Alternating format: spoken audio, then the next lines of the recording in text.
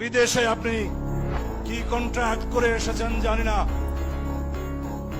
আপনি অবলীলাক্রমে বাংলাদেশের সমুদ্র বন্দর, নদী বন্দর, করিডোর সব বিদেশিদের হাতে হস্তান্তর করবেন।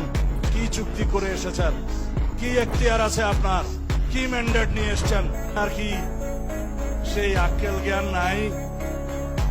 একজন বিদেশি নাগরিকের কাছে এই দেশের সেনাবাহিনী নিরাপত্তা সংক্রান্ত রিপোর্ট প্রদান করবে কিভাবে ভাবলেন?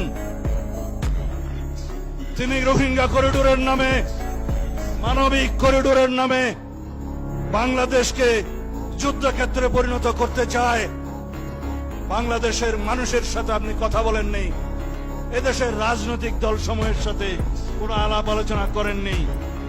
অত্যন্ত এরোগ্যান্টলি আপনার সেই উপদেষ্টা বলছে তাতে নাকি কিছু যায় আসে না। এই জনসভা থেকে দাবি করছি, সেই জাতীয় নিরাপত্তা উপদেষ্টাকে আপনি বিদায় করুন। সেই জাতীয় নিরাপত্তা উপদেষ্টা হয় নিজে পদত্যাগ করবে, না হয় আপনি তাকে বিদায় করবেন।